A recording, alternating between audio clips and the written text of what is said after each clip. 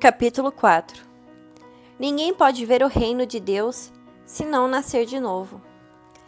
Ressurreição e reencarnação. Laços de família fortalecidos pela reencarnação e quebrados pela unicidade da existência. Instruções dos espíritos. Limite da encarnação. Necessidade da encarnação. A encarnação é um castigo? Parte 1. Jesus, tendo vindo para os lados de Cesareia de Filipe, interrogou seus discípulos e lhes disse: Que dizem os homens quanto ao Filho do Homem? Quem dizem que eu sou? Eles lhe responderam: Alguns dizem que sois João Batista, outros Elias, outros Jeremias ou algum dos profetas. Jesus lhes disse: E vós outros? Quem dizeis que eu sou? Simão Pedro, tomando a palavra, disse-lhe: Vós sois o Cristo, o Filho de Deus vivo. Jesus lhe respondeu: Sois bem-aventurado, Simão, filho de Jonas, porque não foi nem a carne nem o sangue que vos revelaram isso, mas meu Pai, que está nos céus. São Mateus, capítulo 16, versículo 13 a 17. São Marcos, capítulo 8, versículo 27 a 30. Parte 2. Entretanto, Herodes, o tetrarca, ouvindo falar de tudo o que Jesus fazia, seu espírito estava em suspenso, porque uns diziam que João ressuscitara dentre os mortos, outros que Elias apareceu, e outros que um dos antigos profetas ressuscitara. Então Herodes disse: Eu fiz cortar a cabeça a João, mas quem é este de quem ouvi falar tão grandes coisas? E ele tinha vontade de vê-lo. São Marcos, capítulo 6, versículo 14 e 15. São Lucas, capítulo 9, versículos 7, 8 e 9. Parte 3. Após a transfiguração. Seus discípulos o interrogaram, dizendo: Por que, pois, os escribas dizem que é preciso que Elias venha antes? Mas Jesus lhes respondeu: É verdade que Elias deve vir e restabelecer todas as coisas. Mas eu vos declaro que Elias já veio, e não o conheceram, mas o trataram como lhe aprove. É assim que eles farão sofrer o Filho do Homem. Então, seus discípulos compreenderam que era de João Batista que lhes havia falado. São Mateus, capítulo 17, versículos 10 a 13. São Marcos, capítulo 4, versículos 11, 12 e 13. Ressurreição e reencarnação. Parte 4. A reencarnação fazia parte dos dogmas judaicos sob o nome de ressurreição. Só os saduceus, que pensavam que tudo acabava com a morte, não acreditavam nela. As ideias dos judeus sobre esse ponto, como sobre muitos outros, não estavam claramente definidas, porque não tinham senão noções vagas e incompletas sobre a alma e sua ligação com o corpo. Eles acreditavam que um homem que viveu podia reviver, sem se inteirarem com precisão da maneira pela qual o fato podia ocorrer. Designavam pela palavra ressurreição o que o Espiritismo, mais judiciosamente, chama de reencarnação. Com efeito, a ressurreição supõe o retorno à vida do corpo que morreu, o que a ciência demonstra ser materialmente impossível, sobretudo quando os elementos desse corpo estão desde há muito tempo dispersos e absorvidos. A reencarnação é o retorno da alma ou espírito à vida corporal, mas em um outro corpo, novamente formado para ela, e que nada tem de comum com o antigo. A palavra ressurreição poderia, assim, aplicar-se a Lázaro, mas não a Elias nem aos outros profetas. Se, pois, segundo a sua crença, João Batista era Elias, o corpo de João não podia ser o de Elias. uma vez que se tinha visto João criança e se conheciam seu pai e sua mãe. João podia, pois, ser Elias reencarnado, mas não ressuscitado. Parte 5. Ora, havia um homem entre os fariseus, chamado Nicodemos, senador dos judeus, que foi à noite encontrar Jesus e lhe disse: Mestre, sabemos que vieste da parte de Deus para nos instruir como um doutor, porque ninguém poderia fazer os milagres que fazeis se Deus não estivesse com ele. Jesus lhe respondeu: em verdade vos digo, ninguém pode ver o reino de Deus se não nascer de novo. Nicodemos lhe disse: como pode nascer um homem que já está velho? Pode ele entrar no ventre de sua mãe para nascer uma segunda vez? Jesus lhe respondeu: em verdade vos digo, se um homem não renascer da água e do Espírito, não pode entrar no reino de Deus. O que é nascido da carne é carne, e o que é nascido do Espírito é Espírito. Não vos espanteis do que eu vos disse, que é preciso que nasçais de novo. O Espírito sopra onde quer, e ouve sua voz, mas não sabeis de onde ele vem e para onde ele vai. Ocorre o mesmo com todo homem que é nascido do Espírito. Nicodemos lhe respondeu: como isso pode se dar? Jesus lhe disse: que? Sois mestre em Israel e ignorais essas coisas?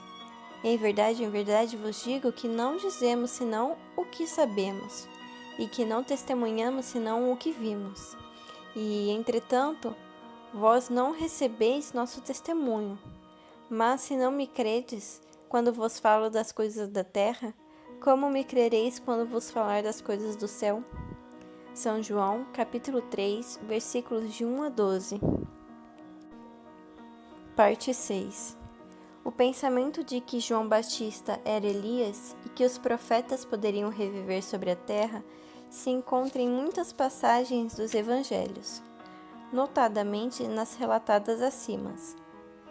Se essa crença tivesse sido um erro, Jesus não teria deixado de combatê-la, como combateu tantas outras.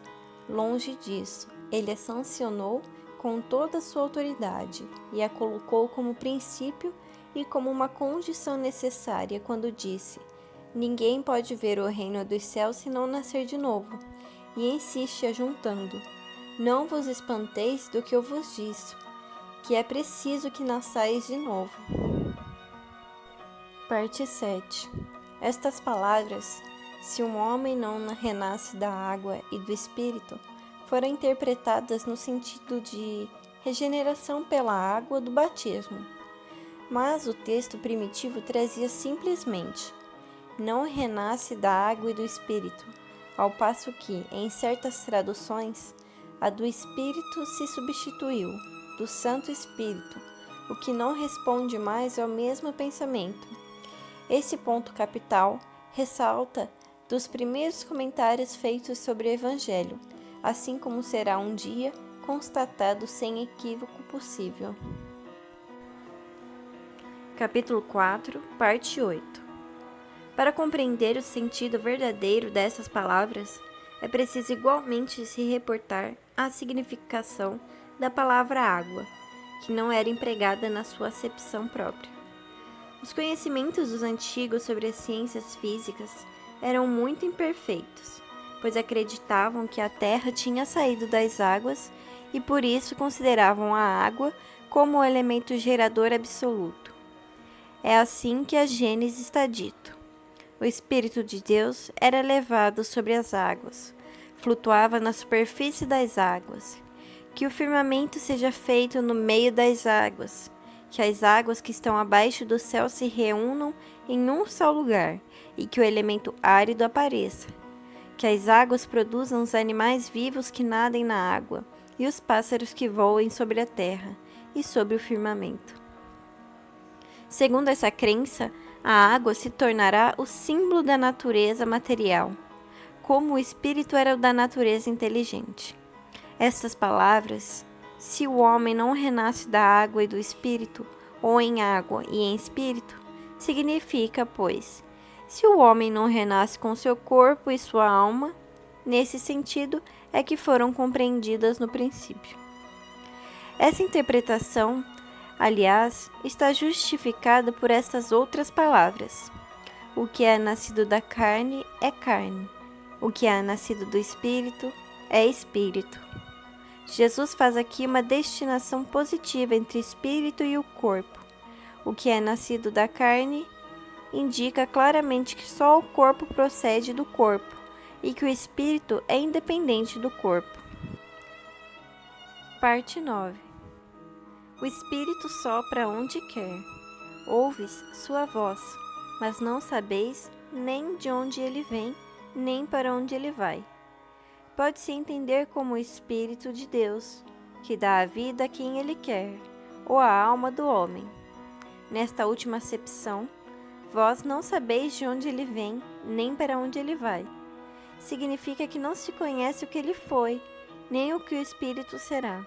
Se o Espírito ou alma fosse criado ao mesmo tempo que o corpo, sabe-se lá de onde veio, uma vez que conheceria seu começo. Como quer que seja, essa passagem é a consagração do princípio da pré-existência da alma e, por conseguinte, da pluralidade das existências. Ora, desde o tempo de João Batista até o presente, o reino dos céus é tomado pela violência, e são os violentos que o obtêm, porque, até João, todos os profetas, assim também como a lei, profetizaram. E se quereis compreender o que vos disse, é ele mesmo Elias, que deve vir. Ouça aquele que tem ouvidos para ouvir. São Mateus, capítulo 11, versículo de 12 a 15. Parte 11. Se o princípio da reencarnação, expresso em São João, podia, a rigor, ser interpretado no sentido puramente místico, não podia suceder o mesmo nesta passagem de São Mateus, que é inequívoca. É ele mesmo, o Elias, que deve vir. Não há aí nem figura, nem alegoria. É uma afirmação positiva. Desde o tempo de João Batista até o presente, o reino dos céus é tomado pela violência. Que significam essas palavras, uma vez que João Batista vivia ainda naquele momento?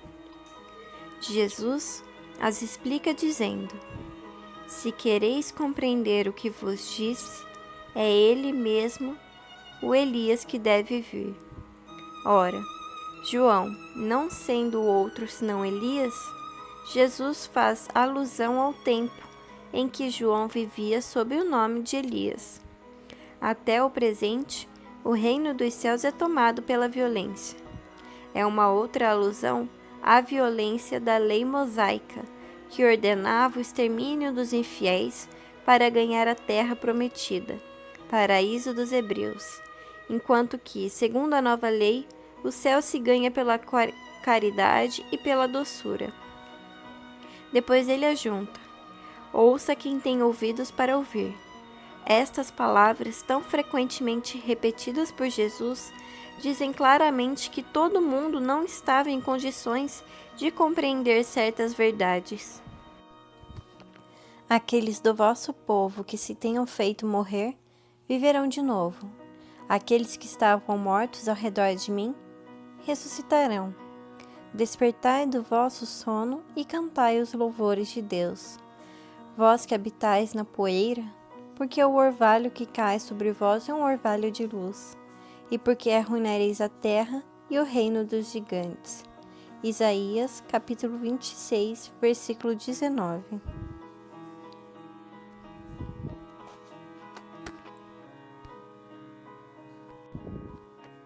Esta passagem de Isaías também é bem explícita.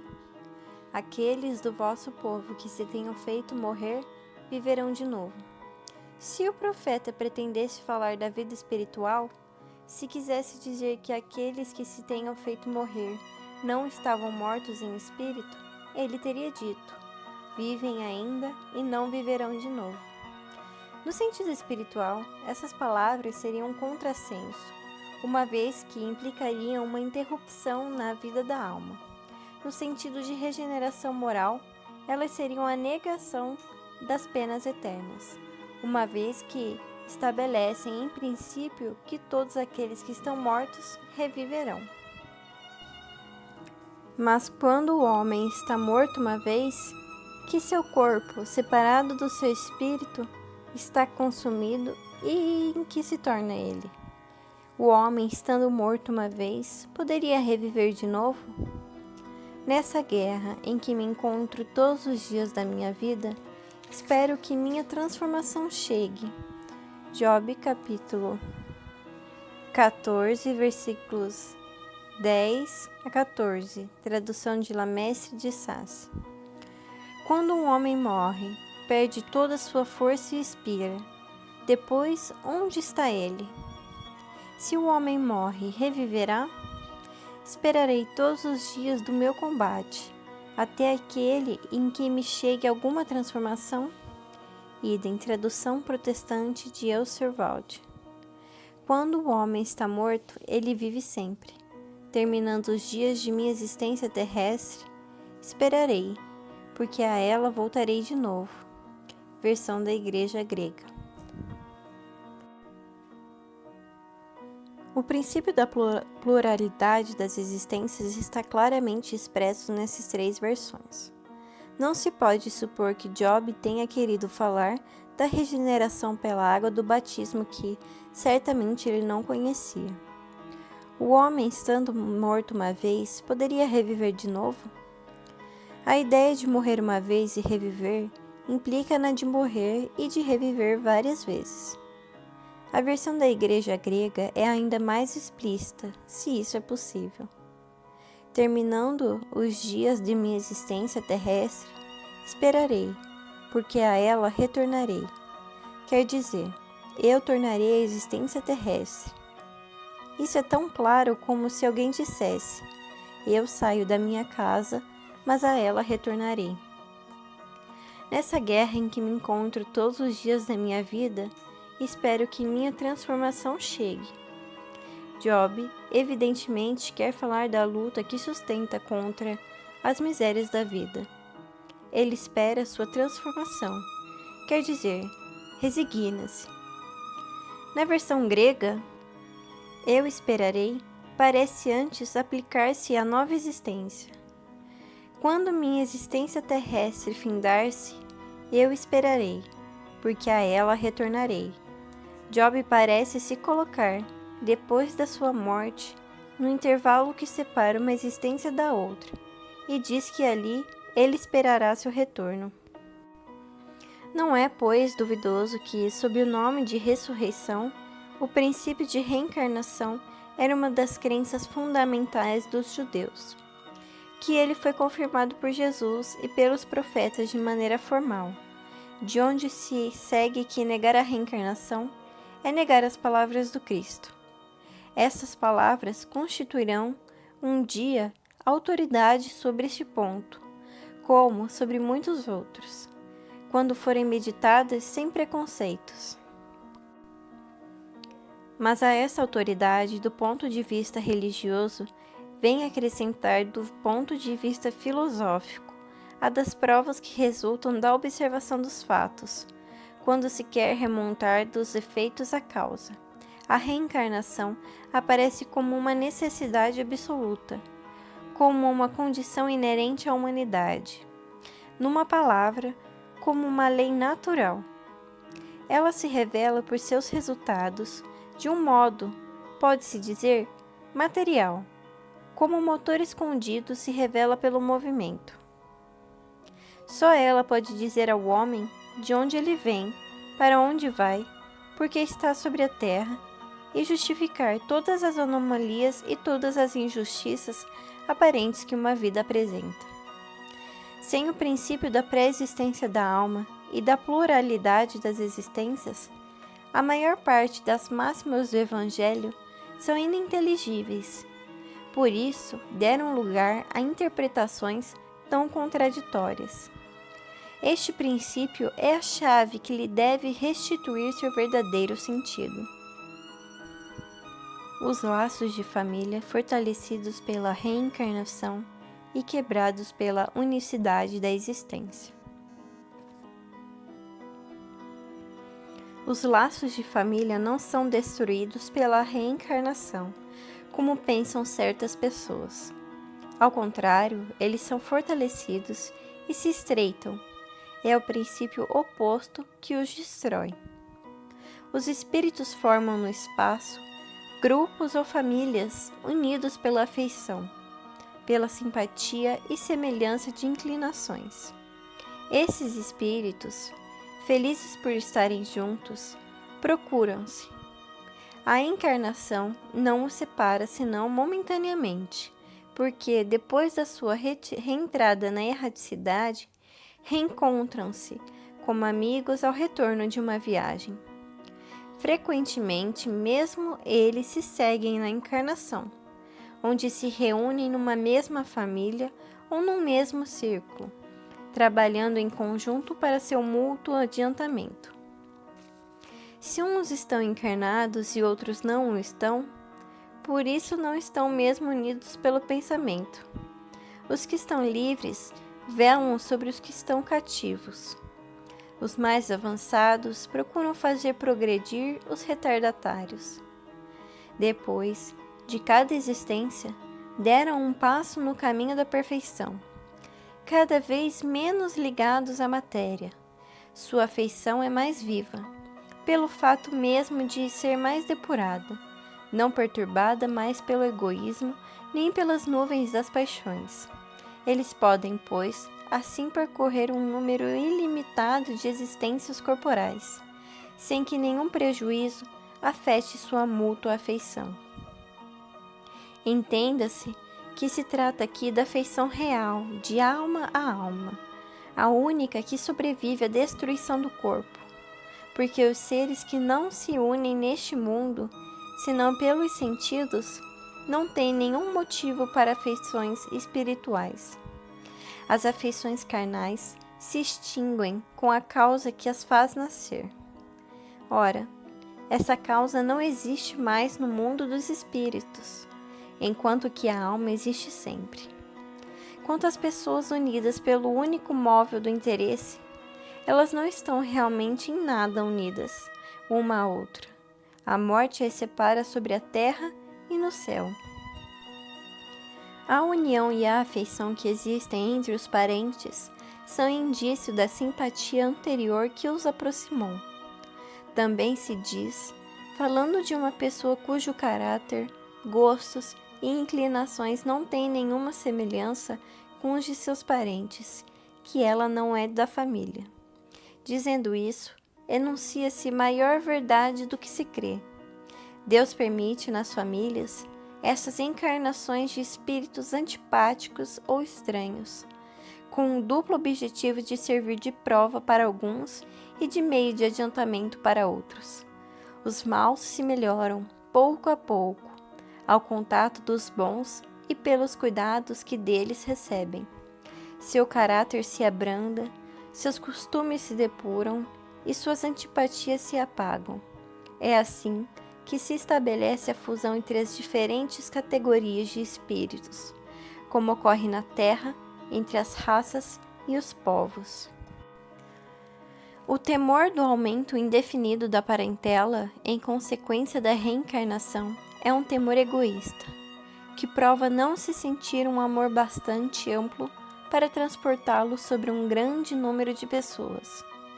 Um pai que tem vários filhos ama-os, pois, menos que se tivesse apenas um, mas que os egoístas se tranquilizem, pois esse temor não tem fundamento. Do fato de um homem ter tido 10 reencarnações, não se segue que ele encontrará no mundo dos espíritos 10 pais, 10 mães, 10 mulheres e um número proporcional de filhos e de novos parentes.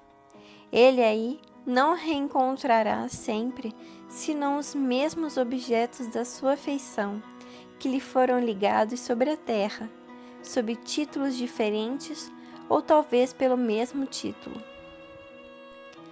Vejamos agora as consequências da doutrina da não reencarnação. Essa doutrina anula, necessariamente, a pré-existência da alma. as almas sendo criadas ao mesmo tempo que o corpo.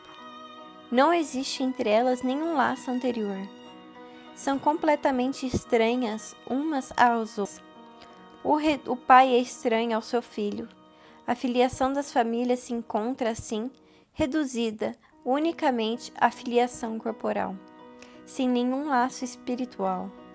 Não há, pois, nenhum motivo para se glorificar de ter tido por ancestrais tais ou tais personagens ilustres.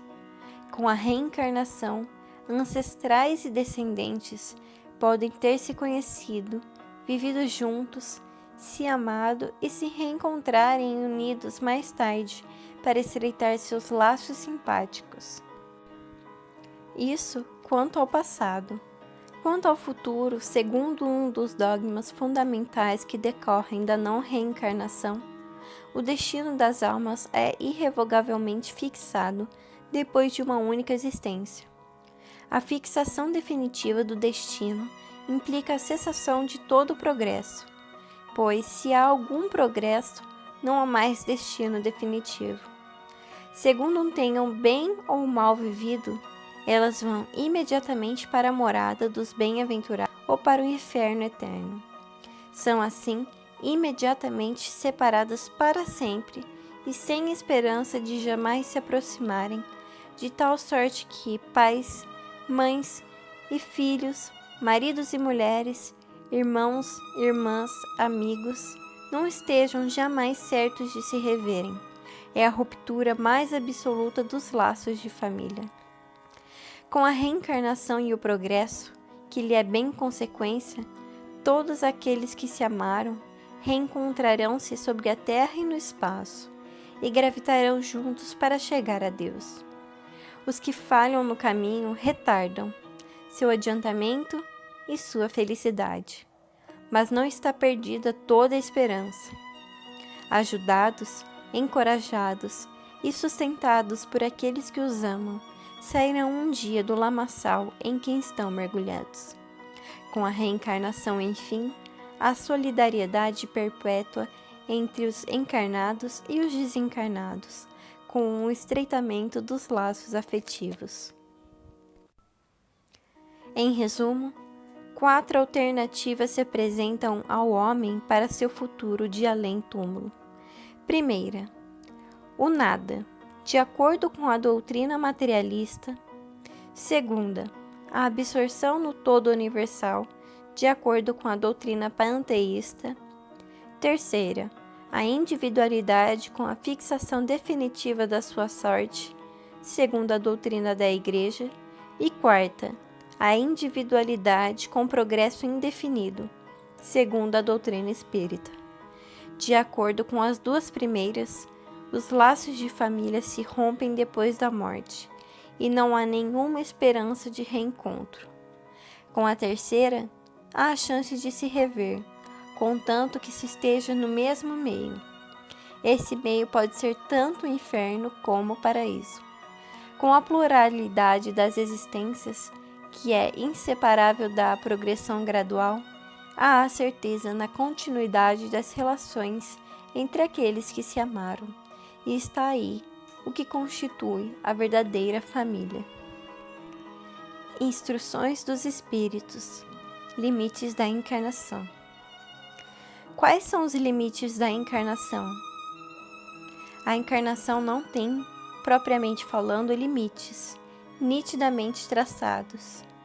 Se entende, por isso, o envoltório que constitui o corpo do espírito, já que a materialidade desse envoltório diminui à medida que o espírito se purifica. Em certos mundos mais avançados que a Terra, ele já é menos compacto, menos pesado e menos grosseiro, e por conseguinte, menos sujeito às vicissitudes. Num grau mais elevado, é diáfano e quase fluídico. De grau em grau, ele se desmaterializa e acaba por se confundir com o perispírito. Segundo o mundo a que o espírito é chamado a viver, este toma um envoltório apropriado à natureza deste mundo. O próprio perispírito suporta transformações sucessivas.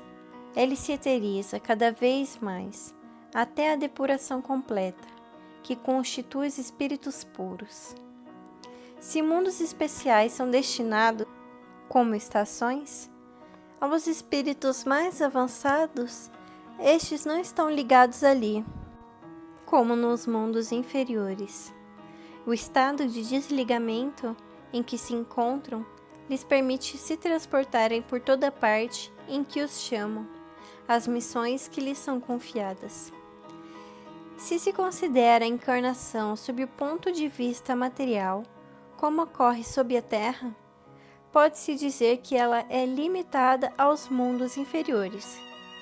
Depende do espírito, por conseguinte, dela livrar-se, mais ou menos rapidamente, trabalhando para sua depuração. Deve-se considerar também que, no estado errante, quer dizer, nos intervalos das existências corporais, a situação do espírito está em relação com a natureza do mundo ao qual se liga pelo seu grau de adiantamento, que assim, na erraticidade, ele é mais ou menos feliz, livre e esclarecido, segundo seja mais ou menos desmaterializado. São Luís, Paris, 1859. Necessidade da encarnação. A encarnação é uma punição, e não há senão espíritos culpados que ela estejam obrigados. A passagem dos espíritos pela vida corporal é necessária para que possam cumprir, com a ajuda de uma ação material, os desígnios cuja execução Deus lhes confiou. Ela é necessária a eles mesmos, porque a atividade que são obrigados a desempenhar ajuda o desenvolvimento da sua inteligência. Deus, sendo soberanamente justo, deve considerar igualmente a todos os seus filhos.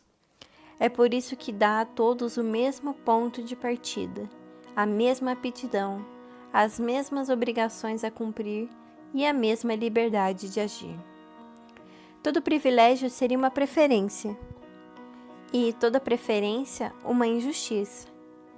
Mas a encarnação não é, para todos os espíritos, senão um estado transitório.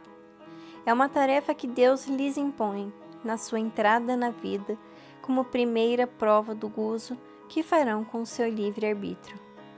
Aqueles que cumprem essa tarefa com zelo, vencem rapidamente e menos penosamente seus primeiros degraus da iniciação e gozam mais cedo os frutos dos seus trabalhos.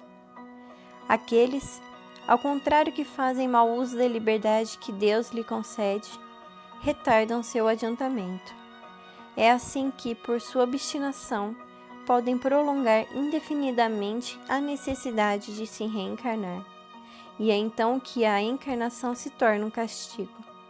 São Luís, Paris, 1859. Nota: uma comparação vulgar fará compreender melhor esta diferença. O estudante não alcança os degraus da ciência senão depois de ter percorrido a série de classes que ela conduz. Essas classes, qualquer que seja o trabalho que exijam, são um meio de atingir o fim, e não uma punição. O estudante laborioso abrevia a caminhada, e nela encontra menos espinhos. Ocorre de outro modo para aquele cuja negligência e preguiça obrigam a recomeçar certas classes. Não é o trabalho da classe que é uma punição, mas a obrigação de recomeçar o mesmo trabalho. Assim ocorre com o homem sobre a terra. Para o espírito do selvagem, que está quase no início da vida espiritual, a encarnação é um meio para desenvolver sua inteligência. Mas para o homem esclarecido, no qual o senso moral está amplamente desenvolvido e que é obrigado a recomeçar as etapas de uma vida corporal plena de angústias, enquanto que poderia já ter alcançado o objetivo, é um castigo pela necessidade que se encontra de prolongar sua demora nos mundos inferiores e infelizes. Aquele, ao contrário, que trabalha ativamente pelo seu progresso moral, pode não somente abreviar a duração da encarnação material, mas vencer de uma só vez os degraus intermediários que os separam dos mundos superiores. Os espíritos não poderiam se encarnar senão uma vez sobre o mesmo globo e cumprir suas diferentes existências em esferas diferentes? Essa opinião só seria admissível se todos os homens estivessem sobre a Terra no mesmo nível intelectual e moral. As diferenças que existem entre eles, desde o selvagem ao homem civilizado, mostram os degraus que são chamados a vencer. A encarnação, aliás, deve ter um fim útil. Ora, qual seria o das encarnações efêmeras de crianças que morrem em tenra idade? Elas teriam sofrido sem proveito para elas e para os outros. Deus, cujas leis são soberanamente sábias, não faz nada de inútil. Pela reencarnação sobre o mesmo globo, quis que os mesmos espíritos, encontrando-se de novo, em contato, tivessem ocasião de reparar os seus erros recíprocos, em razão das suas relações anteriores. Ele quis, por outro lado, assentar os laços de família sobre uma base espiritual e apoiar sobre uma lei natural os princípios de solidariedade, de fraternidade e de igualdade.